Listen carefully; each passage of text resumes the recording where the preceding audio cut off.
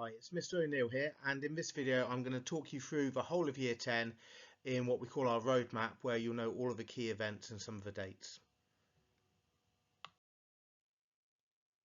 So to begin with, talking about terms 1 and 2, the idea here is that we want students to acclimatise and establish good habits. School in some ways is exactly the same as it was last year, but in some ways it's actually very different. GCSE studies, students tend to pick up on the fact that there's a different expectation from their teachers, that there are fewer subjects they're studying for, but they need to always be thinking about going into greater depth. So we really do recommend some good habits straight away as soon as they're into Year 10. That can include knowing how to get help and who to go to. We have staff that they might not have come across before, including Mrs. Amos, Miss Twyford and Mrs. Hale, who will work on exams in different ways, and also a new pastoral support team, which we went over in the previous video. So it's about knowing who to go to and really being independent and proactive there. I always encourage Year 10s to try and be proactive and try to sort things out for themselves and know who to come and talk to if they need help with that.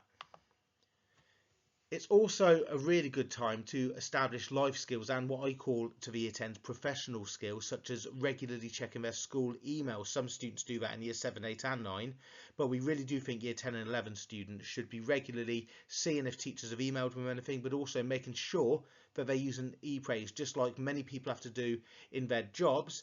When they start the job each day, just looking at contact logs, seeing who's contacted them, making sure they have a clear idea of what's coming up and planning their week. ePraise is used also to check on house points been given and any sanctions that have been given as well. And so it's really important in term 1 and 2 that all Year 10 students get used to knowing how to self-manage in that way.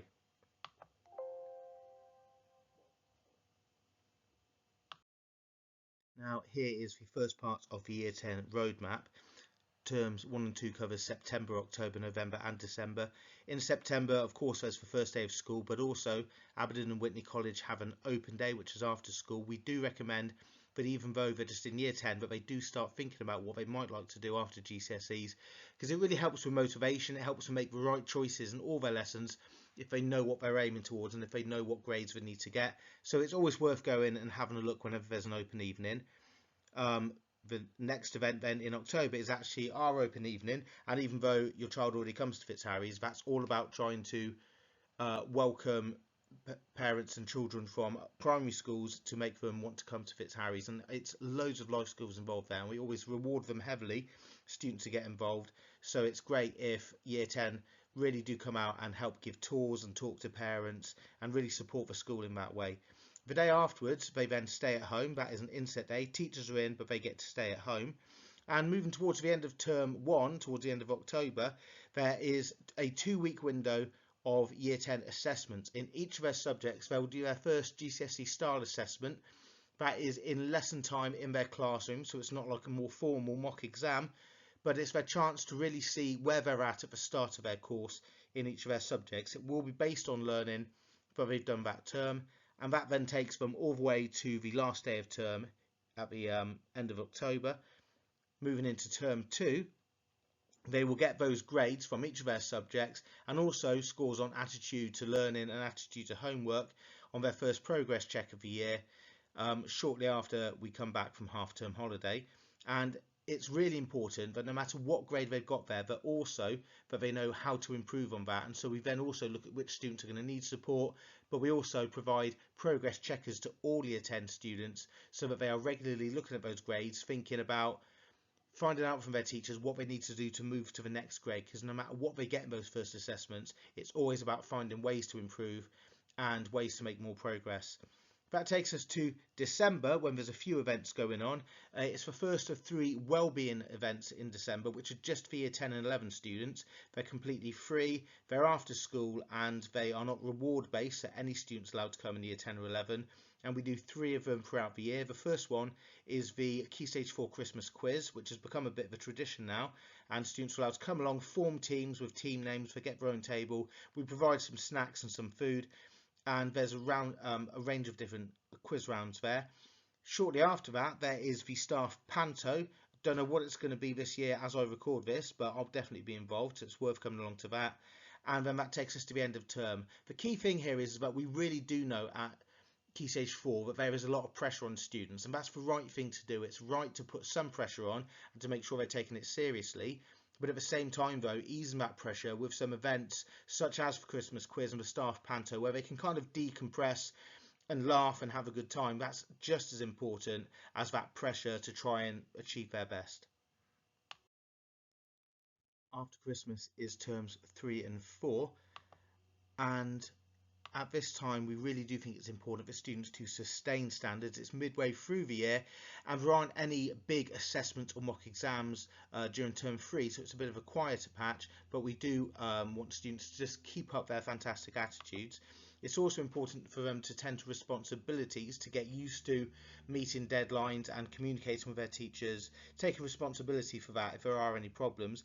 And also during this time, it started back in term 1, maybe term 2, is the launch of work experience. At this time in term 3 is when they need to have found their placement for work experience. So again, that's an extra responsibility that we do put on the students, and we can provide support if it's needed, but it's all about, I think, growing as a person and getting ready for adult life really at this time. It's also important to embrace positive outcomes and incentives. So during this time we also have more we have a reward system going on where students can earn house points, which will eventually, moving into term 5, help them go on a reward trip. And so it's really just about thinking about trying to get the most positive outcomes possible, both from outside of their learning and also in every lesson. And at this stage in the year 10 roadmap, in January they come back to school, and yeah, as I mentioned, at the end of January is the deadline for work experience confirmations. There's going to be more separate information about how work experience works very shortly, and then moving into February is the last day of term. There is a half-term holiday in February, and at this point we do recommend that students begin their mock exam revision, making sure that they're doing it in small, regular, meaningful chunks, and at this point they'll have had lots of practice in the classroom, from some resources that Dr. Ouvry has produced for them, where they know exactly how to revise effectively, what works for them, but also how to break down their school subjects into manageable chunks of meaningful revision. And that takes us to March, when there are 2 weeks of year 10 mock exams, and these are not in the classroom this time. We try to replicate exactly what their real exams will be, with the same standards as well and the same warnings about making sure that they don't commit malpractice, but also that they know how to be prepared, what they need for each exam, and we try to make that as similar as possible so that in just over a year's time, when we're in year 11, none of it's a big shock. Continuing the theme of wellbeing though, also in March towards the end of term there is another wellbeing event which all students are welcome to come to, and that is our games night, which we launched last year. It went really well, so we're going to have another one this year. And moving into April then, that is a 2-week Easter holiday just after their mock exams are finished. And so finally into term 5 and 6, and your child at this point in year 10 is really an expert on GCSE study. They know exactly how it goes, including some of the pressures and stress that can come from it, but also the feelings of success when they feel like they've made progress, listen to their teacher, worked with them to meet targets. And so in terms 5 and 6, it's really important that they reflect and set themselves targets. At this point, they should know each of their courses well enough to really know what they need to work on to do better. It might not be the same as the person who sits next to them in lessons, or their friends that they talk to who might be in a different class doing the same subject. Everyone's going to have their own individual targets, and at this point, year 10 students tend to know exactly what it is they need to work on and how best to do that. So they will receive their mock exam grades, and they'll be able to work on whatever it takes to get them to the next grade above. It's also about finding balance. There are lots of fun things that we do put in during the summer terms which aren't necessarily focused entirely on the curriculum, because it's really important to make sure they've got a balanced life, that they know how to look after themselves and relax, as well as knowing how to work hard and really have high standards.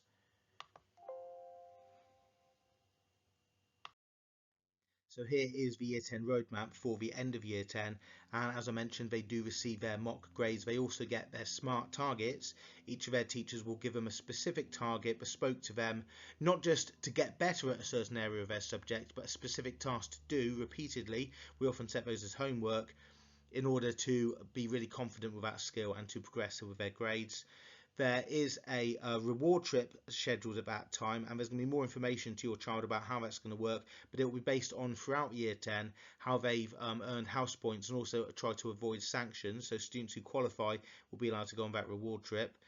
And there's also a parents' evening, Ben. So coming off of the mock exams, now that there'll be data on grades for each subject, that's the time for parents to come and discuss how we can work together to support your child.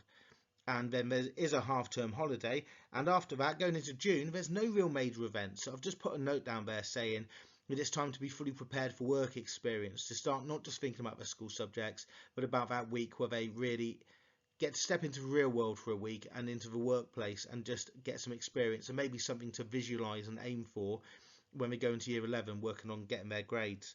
So there is a sports day in July, but also work experience an entire week when they're not in school. As I said, there'll be more information about that separately, but that kind of dominates July. After that, again, there's a wellbeing event. This time, year 11 can't come to it because they'll have finished by then. So it's just for year 10, and we call that the summer social, when there's a range of different fun activities to do, both indoors and outdoors, in school in the evening. And again, we provide a bit of food with that. And then finally, that takes us to the last day of year 10 and a nice big long summer holiday.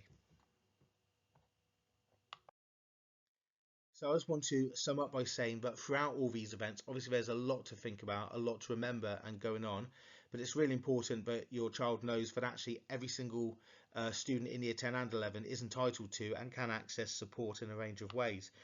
So form tutors should be the first point of contact if you need to contact the school about anything, even if it's a uniform issue, if a washing machine's broken down so they don't have a jumper for that day. It's really important it's really important that we know that so they don't have lots of different teachers asking them about it throughout the day and adding stress there. If you need to let us know about lateness in the mornings or anything like that, but again, go through form tutors. And also if there are any concerns or any issues that really need dealing with, go through the form tutors in the first instance. They will then make sure that it gets passed to the right people. It might be that that's for student wellbeing managers, Miss David and Miss Higgins, and they will be in touch whenever there's concerns, and also they can provide guidance on any child if they are struggling with their studies, if there are any other things that they need help with, and student wellbeing managers are there. And also myself, the head of year, and Dr. Uvri, deputy head of year, are also on hand to help with any of these inquiries. And even if it's not us who will resolve the issue, we're really the ones to come and talk to, and then we can coordinate. If the child makes the first step and is proactive in coming to us, we'll take it from there and we'll make sure that the right person gets back to them.